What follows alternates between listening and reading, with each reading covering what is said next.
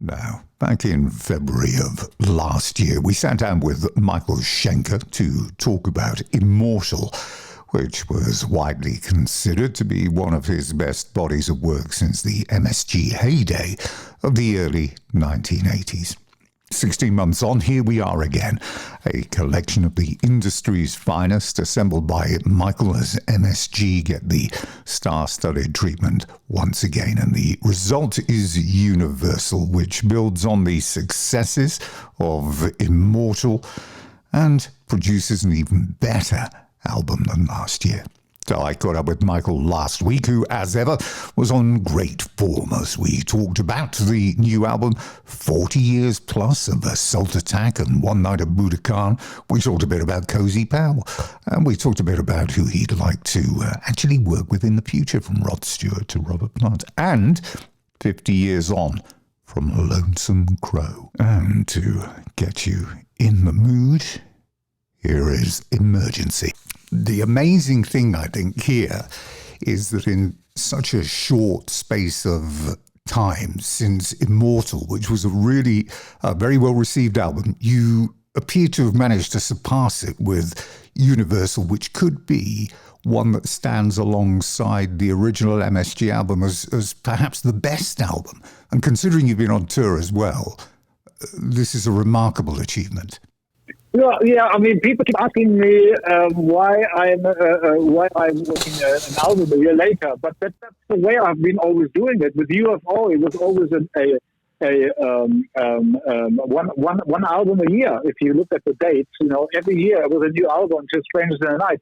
And I've done over 50 albums in my life, so it's roughly maybe sometimes even more than one album a year, especially when I wasn't in the machine and I was doing the things by myself. And so I write from within myself, and that's where the freshness comes from. I always say I'm a spirit on a mission, spreading and expressing the joy of music from a place of pure self-expression. That's what I do. It's just like I go within myself to write versus other people who follow trends and copy trends, and then obviously at some point there's nothing left to copy. And so I write from within myself and express myself, and that's why I'm able to do this. You've managed to assemble a real A-list collective here, which is hugely impressive, including obviously the vocal talents of Ronnie Romero, who's really shone here in this company with, again, more new material of a very high quality, and it's easily his best work. Yeah, and also I have to mention that that what I do. For the last 12 years, I've been working with Michael Foss. We co-produce. And so I just basically, I write down and Michael Foss hears the music for the first time. And then he starts writing lyrics to it and melodies. And he often picks some of my melodies. When I put down my rhythm guitars, I also put down a lot of melody guitars, like sometimes 3 different melodies for each song. And I think Michael Frost gets inspired by those melodies and then puts it into a vocal melody. And then basically, more or less, all the other singers, they just basically copy what Michael Frost has already pre-written. We're working really well together, and we're really focused. And when I come into the studio, we have no clue what the album is going to end up like, because we don't know what we're doing until I have put down my instrumental part of music, the parts that I have written, which comes first, which inspires everything else, like the vocals, etc.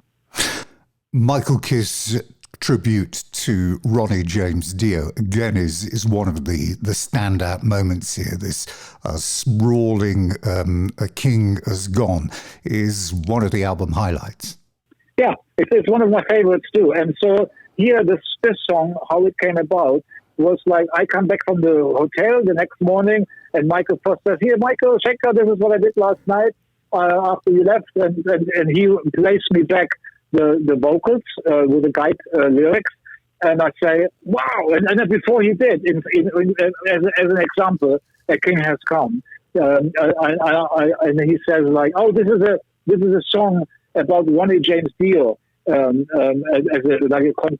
tribute. I said, Ronnie James Dio, my favorite rock vocalist. And so he plays it to me, and I say to him, man, Michael, that was fantastic. Actually, even when Bobby Rondinelli heard Michael Fox's version singing, he complimented him and said, like, wow, Michael, this is incredible, you know. And so basically, that was, and then Michael Fox said to me, here, what do you think of getting the Rainbow guys to help us make a contribution to Ronnie James Dio? You know, they are the original band, that musicians that played with when Ronnie James Dio was on Rainbow. Said, like, if you can get them, and so he tried, and he got them. You know, so we ended up with Bob Rondinelli and Bob Daisley and Tony Carey on keyboards, and then Marco Steiger, the head of Nuclear Blast in Germany, he must be a Halloween fan. He said, like, hey, this song, A King Has Died, it would be great for Michael Kiske from Halloween. And so I said to Michael Frost, well, let's try it, you know. And so when he was singing, when he did it, and I heard the version, I went like, wow, this is incredible. That's amazing. You know, and so how this song came together in a period of time from the moment on I was in the studio with Michael Frost, after I had written my music here in the UK, you know, it was all done step by step. One thing led to another idea, and it became a fantastic song. Let's remind people as well here. I mean, you've mentioned already Bob Daisley, Bobby Rondinelli, Tony Carey, which was a big catch. But you can add to that the drummers. You got Simon Phillips in, the Who and Toto. You got Brian Tichy in. I mean, this is an incredible group of individuals.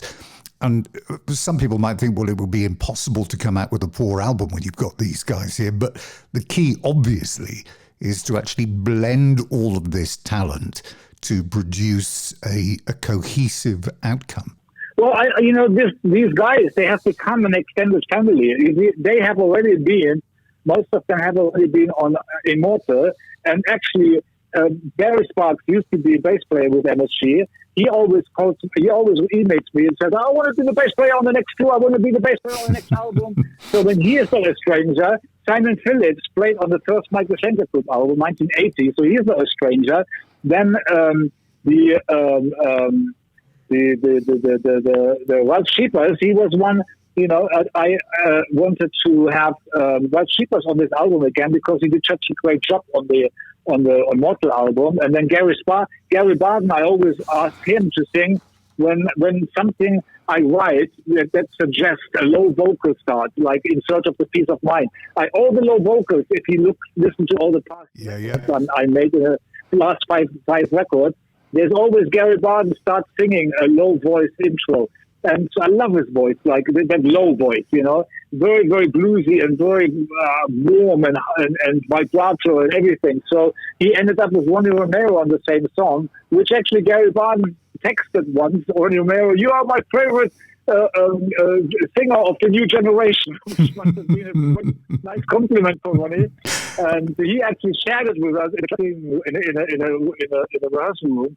And so anyway, Brian Tichy, he was actually playing for the first time quite a few years ago when Dougie White was singing Before the Devil Knows You're Dead on the first Michael Schenker Temple of Rock album with Michael Fox singing. There was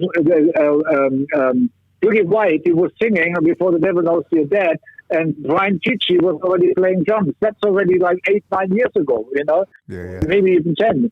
And so it is not. It's just extended family, and of course you can't have them all on a tour. That would be too many people. So we have a touring band, and the main band of this album is Ronnie Romero, myself, and Bodo Schott, and Baron Courbois, and Steve Mann, and so. And in addition to that, we have those, you know, like for instance, we play Emergency, which has a very many different strange rhythms and stuff like that. And so, you know, we ended up like, well, maybe we should get Simon Phillips so that he's good at that, you know. And so we got Simon Phillips to play on that. So everything happens as we look at the songs. what we want to do with it, and that's how it ended up. Now, even listening to this album for the first time, it's difficult to pick out a weak track on it. And you've got a couple of bonus tracks here as well, Turn of the World and Fighter as well. And if you consider that and you consider Immortal, you could literally go out and do a great live show just incorporating the last two albums. You've got a real tough job narrowing it down as to what to play from this album on the tour. Good idea. Maybe sometimes in the future I will combine these two albums and make it a touring set. It is a great idea, actually. I mean, Ronnie Romero is made for this album, more so I think even than the Immortal album. I mean, his vocals just seem to fit every single song he did, as if he's been singing and playing like this for years and years. And I think on stage, live, he's going to be an enormous asset. Yeah, he was already with us on stage in October. Yeah. Last year, October, we played the UK for 4 shows. But, Ronnie is very good in singing other people's songs. Like, for instance, I think that's why Richie picked him in the first place, because Ronnie Romero, he had to sing like Wayne Bonnet and Jolene Turner and all these great singers that Richie used to have. And apparently, I heard a report, Ronnie did a great job, singing very close to them. So Ronnie and I have a similar situation. I think Richie Blackmore and I were living on parallel universes. It's just too many similar things happen to both of us. But I have the past, all the past, I've got lots of singers, in the past 40, 50 years.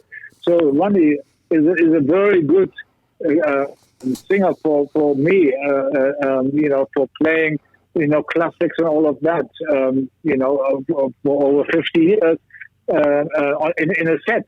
It is he's very professional, and he actually managed to sing very close to everybody else, like Gary, he can sing, he can capture the melody, and plus he has as he calls it himself, because I asked him once, well, how do you sing so in tune all the time? He's like, well, I have a perfect pitch, and that's what he has, he can really, he pitches very rarely out of tune. Now, it is the 50th year since Lonesome Crone. It's said, and I've seen this written, that you have an inexhaustible wealth of ideas, and it really does sum you up perfectly. Your 50th year since that debut came out, and in those 50 years, there have only been 8 when you didn't actually release some form of product. 1 in the 70s, 3 in the 80s, 1 in the 90s, and in 22 years of this millennium, I think it's 2007, 2014 and 2020, the only years there hasn't actually been an album. It's an astonishing work rate when you add in all of the tours and the traveling that you've done. Most people would be exhausted just looking at that. Yeah, I probably haven't done as much touring as most of the commercial 80s rock bands, because they were part of the scene and they had to perform, pushed by the record company and by the business. They have been whipped until they were absolutely finished. I stayed away from all of that. I became my own boss, and I just simply, I didn't whip myself to death. I just kept it all. It was being able to do as much as I was able to take, not more. So in that 50 years then, how clear are your memories going back to 1972? You were just 16, you get into Star Studios, I think it was, wasn't it, in Hamburg for Lonesome Crow, which was originally put together, was it not, or suggested as a soundtrack to this anti-drugs film, Das Kalte Paradies, the Cold Paradise. So what do you remember of that particular time? Oh, yeah. Yeah, we were approached to play I'm Going Mad of the album for an anti-drug film. And we were actually in a very strange studio. It was, I think, our first time we ever. I can't remember exactly, but I think that was the first time we recorded "I'm Going Mad." But it was, I don't know if it was used that way or if we waited until the Lonesome Crow album version "I'm Going Mad" was done, and then if it must be that is the version you can see on YouTube with us running on the hills to that song. But I was 15 actually when I started recording, and I was 17 and a half and already had joined UFO by the time it was released. Lonesome Crow. Conrad Plank was the producer, wasn't it? Connie Plank. Do you got any memories of him? Plank. Yeah. Yeah, he did Kraftwerk and Chem and that kind of stuff. Yeah. And I also saw that he was Marlene Dietrich's sound engineer. Marlene Dietrich's sound engineer in the 1960s. Oh, really? Yeah. That's interesting. Man, that is amazing. And you were the first release, by the way, if the records are right, that I saw on the Brain record label. Yeah. So we were on the Brain record label. Yeah. You look back in your catalogue and there is an anniversary of something almost every year. And one that came out, it's the 40th anniversary of Assault Attack back in 1982. You had two albums out that year. One was the live album One Night at Budokan. What do you remember about that time? Because it was a change of vocalist, wasn't it, for you? Oh yeah, it was a very very confusing time because we were in the studio making the second MSG album, and then we were sent by Peter Mensch. That it was his making basically. Peter Mensch sending us to Japan to record a live album while Ron Everson was mixing the second studio album.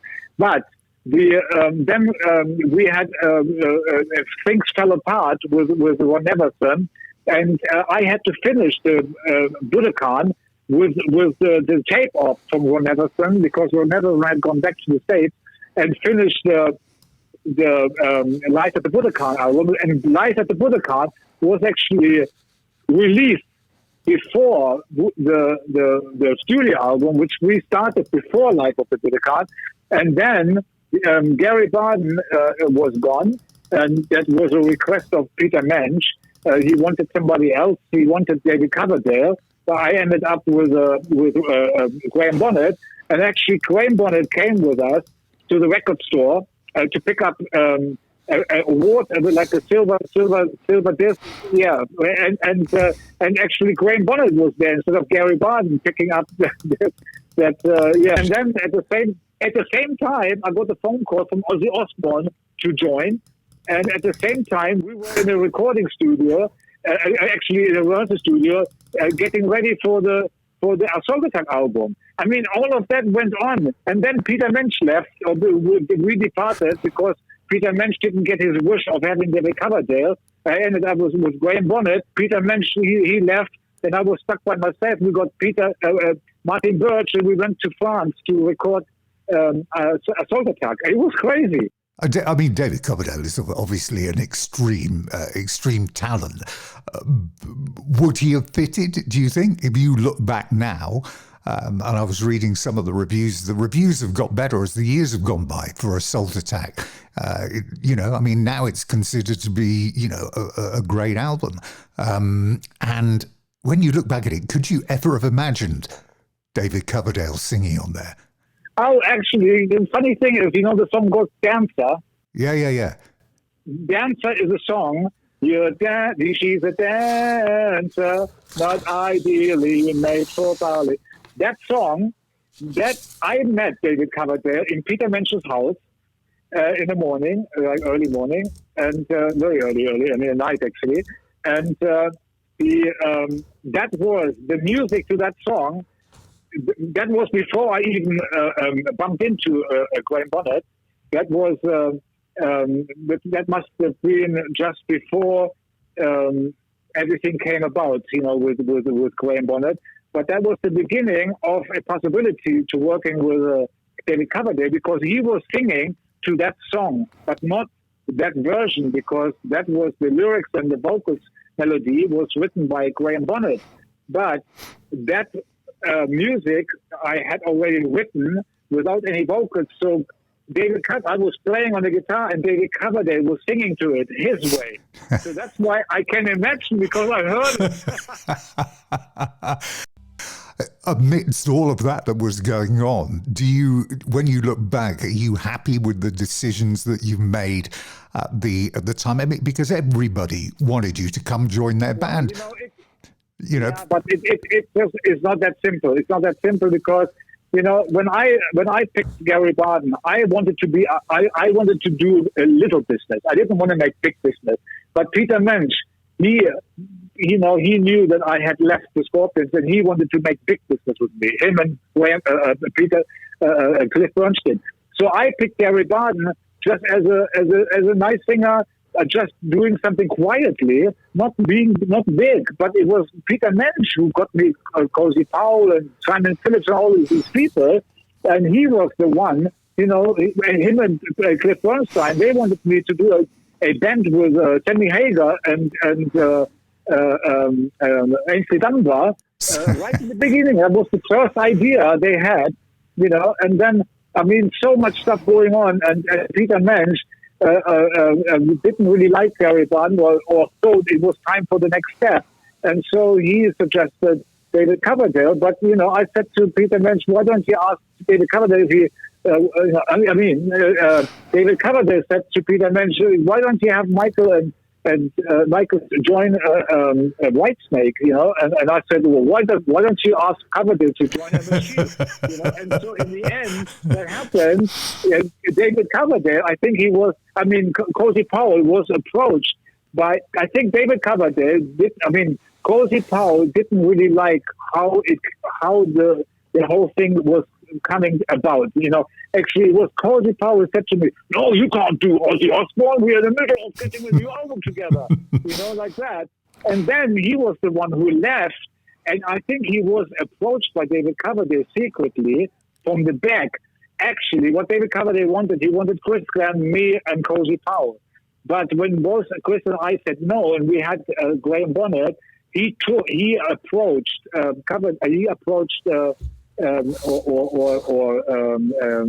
Cozy Powell. He found out he wasn't happy with Graham Bonnet, and so I think he got together with David Coverdale based on Chris Glenn and me refusing to join Whitesnake. So Cozy Powell did, and we ended up with Pat McKenna, who was also a very great drummer. It's just so many things, and so you cannot really ask a question that's black and white, because it was never black and white. It was all over the place. It's funny you mentioned Cozy Powell, because today, on this very day, back in 1998, he was killed in the car crash on the motorway, which was a very, very sad day. But on his day, how good a drummer was he? He was definitely a famous drummer. He was more or less a simple drummer. He liked image. He liked the light show. He liked to impress the people. I liked him a lot with Jeff Beck, but I liked what he did when I got some glimpses here and there. Because UFO and Rainbow, he used to tour together sometimes, and then also I was actually in the. They took me from the dressing room, the Rainbow guys, not with Richie in it, but the Rainbow guys, they took me from the dressing room by car to the stage. And I must have heard some Rainbow music there. I cannot remember anything. Yeah, and so he was, I heard the song Long Live Rock and Roll. That's when I discovered Ronnie James Dio, and I heard Cozy Powell with Rainbow. And so, but when he actually played with me, he wasn't what I heard before as much as he was with them. Maybe it's because maybe the grass looks greener on the other side of the house, or whatever. I don't know. But or maybe because I heard him play all the time, and I just discovered his technique and who he was. And I think he was a showman. He was playing in those days. I think when he was just back, he was there as a passionate drummer. But over the years, by the time he came to me, I think it was more about his Ferrari and about his image with a toothpick in his mouth and the biggest drumsticks here and a big light show when he was playing a drum solo. So it became more that for me. He became more of an entertainer and being very conscious about it. So looking forward then, I remember I asked you this question a year ago when we were talking about Immortal. You've done everything. What is it going forward in the future that is going to excite you? What do you still want to do that you haven't done, apart from working with Rod Stewart? Yeah, and Robert Plant. But I said that in many interviews these days, even today a couple of times. I got everything out of my system. And can you imagine? I would have joined Ozzy Osbourne. It would have been a disaster if he would have had to do acoustic instrumentals with me. So I got it all out. I got it all out of my system, and I feel pretty relieved after over 50 albums. So, have you got plans for the next album? I mean, you seem to have very little downtime. Whenever there's a week off, you seem to be writing or going back into a studio. No, I have plenty of downtime. I write from within. Within is a inner spring of endless impressions, and so you never get a writing block when you write from within, versus copying a trend that runs out of ideas. If you write from within, it never runs out, and so it's just right. But I just don't focus on that because I'm not writing music right now. I'm focusing on the set because we're doing a European tour. So one thing at a time. And once the touring is finished, I sit back and go, okay, what's next? I guess another album. Brilliant.